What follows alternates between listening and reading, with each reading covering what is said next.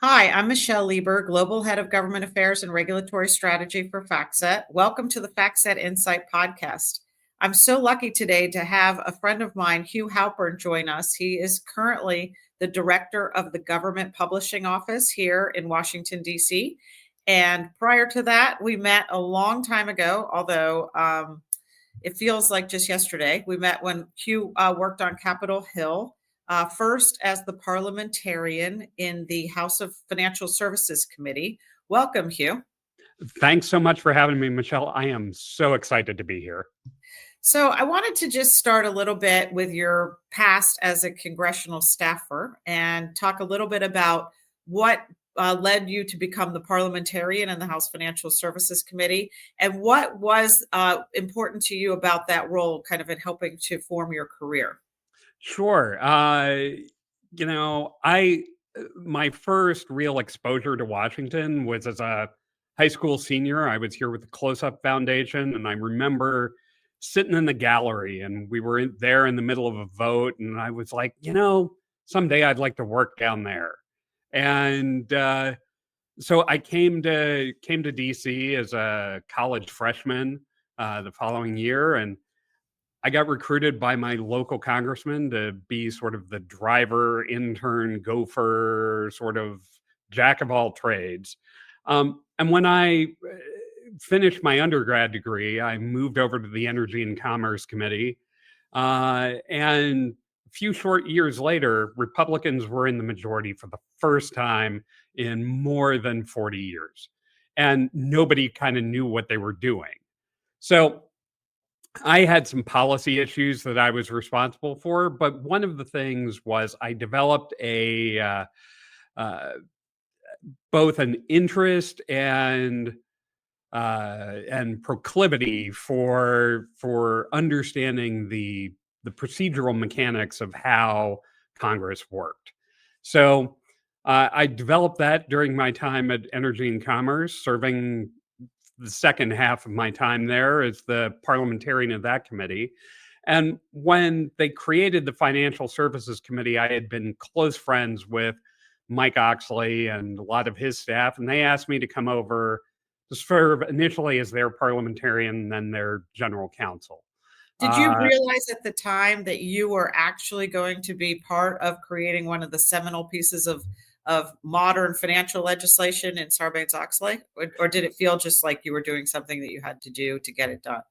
It's more the latter. It's so much of what I did really didn't focus on the policy. It was focused on how do we get this done? Somebody else is making the policy call, and my job was to figure out the plays that could get it across the goal line. And, that was the same time I got pulled in to work on the bill that created the Department of Homeland Security. So I was really doing two jobs at the time that Sarbanes-Oxley came along.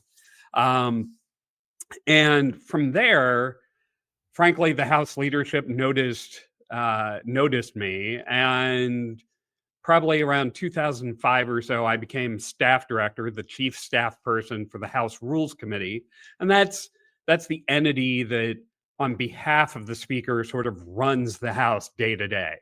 Let's talk about the Rules Committee for a minute, because I do think it's important, given that we just had a huge piece of legislation pass Congress last week. It was enacted into law, the One Big Beautiful Bill Act.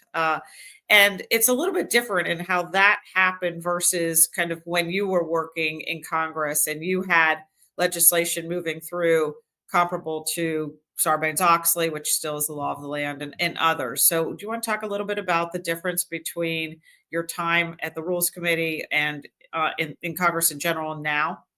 Sure. I think one of the things that we've seen is a continuing drive where more and more of these decisions about individual policies are getting made at the leadership level. Whereas during the time I was at the Financial Services Committee and the Energy and Commerce Committee before that, a lot more of those decisions were being made at the committee level. Now, that's something that frankly started in '95 with Newt Gingrich, and it's really continued today under leaderships of both parties. One of the differences, though, between today and most of my time in the House was the size of the majority in the House. So today we have very, very thin margins. As close as we came to, that 2 or 3 seat majority was really in that 2005, 2006 era, where the Republicans had a 5 seat majority.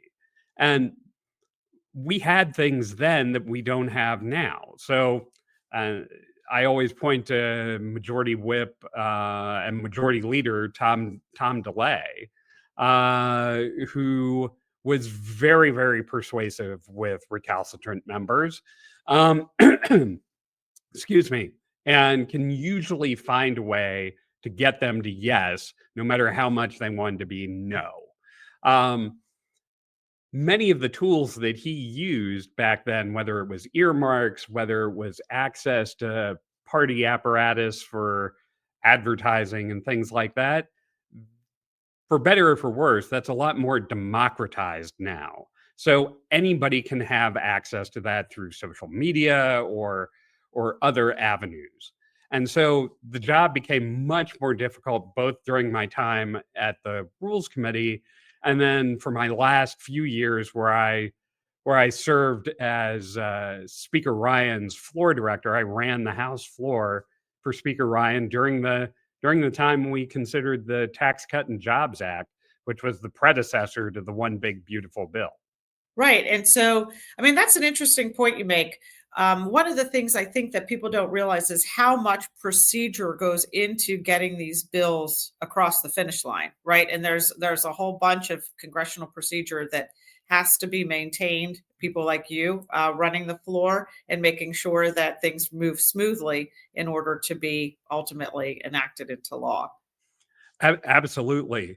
One of the things to keep in mind, particularly for something like the One Big Beautiful Bill or the Tax Cut and Jobs Act, where we were focused on the reconciliation process, I keep pointing out to folks, reconciliation is 100% about the Senate.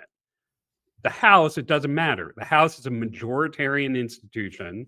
Whoever has 50% plus one wins day in, day out. That's not the same in the Senate. So much of what you had to do in the House was make sure that whatever it was that you were sending to the Senate complied with all of their rules and was structured in a way that they could deal with it so that you could get to that final product.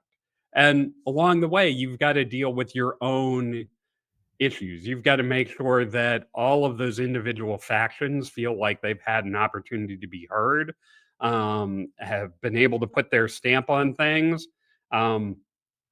Frankly, I spent a lot of my time managing hurt feelings and having to deliver bad news to people.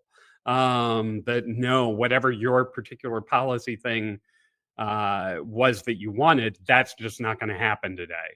Well, all of your institutional knowledge, which clearly is evident, has led you to this new role or relatively new role where you're in charge of the government publishing office. And in this role, one of your mandates, from what I've read, is to really make sure that things become digitized and user friendly for the folks that are using it. So, do you want to talk a little bit about your philosophy on the importance of machine readable data and the ability to utilize that data? Sure. And maybe a better way to look at this is to step back a second, because I'm the first head of GPO that was actually a GPO customer. And to be 100% frank, I wasn't always a happy customer. Being on the other side, you can easily see the demands that Congress and some of our other customers put on GPO. And it's a miracle that GPO can keep pulling these rabbits out of the hats. But one of the things that I learned when I was on the Hill was a lot of the mechanics of how the bill became a law, not the interpersonal dynamics of how do you build a coalition and build the votes and things like that, but it's how do you draft that piece of legislation? What are the tools you're going to use to do that? And how do you get that to a final product? So to sort of step back, GPO has been producing documents for Congress since the Civil War. That's why it was created.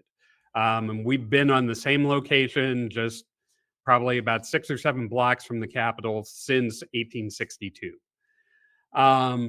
Today, GPO is a $1.3 billion, almost quasi-commercial enterprise inside the legislative branch. And while most of our work isn't congressionally related, congressional work is really some of the most important work we do. So let's take a member who has a bill. They want to put a stoplight on Main Street or whatever the topic is. They're gonna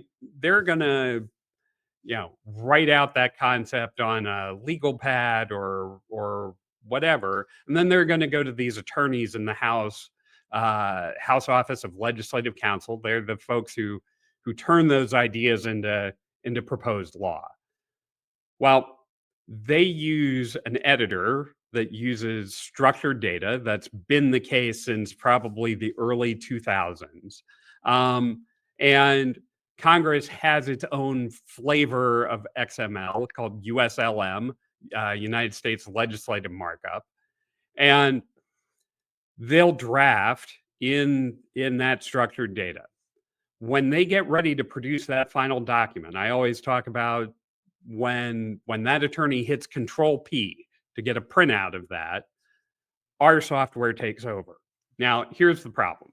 Our software originally came online when I was 12. I am a long, long way from 12. So that software we have kept running with Band-Aids and baling wire and bolting on pieces ever since. And so what we do is we take that good structured data, revert it to GPO's typesetting codes, and then Adobe does some magic in the background and you get a PDF at the end of the day. We're actually in the middle of shifting software platforms so there will be a true end-to-end XML structured data based process. So you draft in structured data and you can output all the way to PDF or display that on a web page without ever having to change the underlying coding of that document. And will that be transferable to various government agencies? So you'll be able to, yeah. Absolutely. That's one of the big advantages of having a structured data format is that, people way smarter than I am, probably more steeped in things than you are, can actually figure out new applications for this same data. So let's take an appropriations bill where you've got all of these figures and provisos and things like that. If you're in a structured data format, it's easy for somebody to script something that can take the data that's in that document and move that into a spreadsheet where it's more easily maneuverable. Frankly, you can use some of the AI agents that are out there, and after a couple of examples, they'll get pretty good at being able to do that. There are a lot of applications out there that I can't think of and you can't think of, but other smart people can use these data formats and extract all of this information out into a way that's usable, repurposable, and all of those kinds of things. And we really, really want to push that forward. And that's why we're really excited that hopefully by the end of this year, beginning of next calendar year, we're going to be rolling out the new iteration of this software so that folks will start seeing a difference with bills, resolutions, and amendments. And then we'll move on to different document types, whether it's committee reports or the congressional record or things like that on down the line. Well, that'll be great because we'll be able to actually put that into other tools that we'll be able to use to be able to track the information going forward and do some of what I use it all the time for regulatory reporting, and to make sure that we have all of the information available in one format. That's great news. Absolutely. Or comparing versions of documents as things move through the legislative process. These are all things that are going to be much easier in sort of this new era. One thing I wanted to just follow up on is, we're very focused in the financial data space on the Financial Data Transparency Act that was implemented by Congress in 2022 and its implementation. One of the things that we've seen in the financial space is that in order to communicate between regulatory agencies and two regulatory agencies, folks are using all different types of formats and PDFs and things that are not machine readable. So I think that we're all on the same page here in terms of getting data to be structured, machine readable, and interoperable. And I think that sounds like some of the important work that you guys are doing at the Government Publishing Office as well. Absolutely. And it's a little bit of a struggle for us because we have to be able to maintain all of the different modes that our congressional customers operate in. When I ran the floor, when I was at the Rules Committee, I used to joke that my most powerful tool, even though I had really powerful computers and printers and software and all that stuff sitting on my desk, my single most powerful tool was my red and blue pencil, because I could walk over to the paper copy, because that's the copy of record. And if we needed to make a change, we could just hand write that change in. And then somebody here at GPO later would look at that document and go, oh, I need to update the file to reflect that change. We're still in that mode. We still need to be able to support the member who writes a bill in longhand, and then GPO needs to be able to turn that into data. And that's always going to be a requirement, and it's always going to be a long form,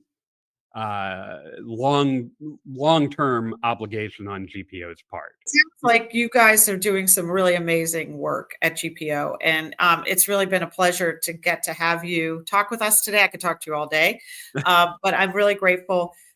Please feel free to take a look at the podcast. Is FactSet Insight podcast, available on Apple Podcasts and Spotify. Again, we're so grateful to have you here, Hugh Halpern, joining us today to talk a little bit about what goes into all the important work you're doing at the Government Publishing Office. Thank you. Thanks so much, Michelle, and it was great joining you. The FactSet Insight podcast is for informational purposes only. The information contained within is not legal, tax, or investment advice. FactSet does not endorse or recommend any investments and assumes no liability for any consequence relating directly or indirectly to any action or inaction taken based on the information contained in this podcast episode. The views shared by third-party contributors do not necessarily reflect the opinion of FactSet.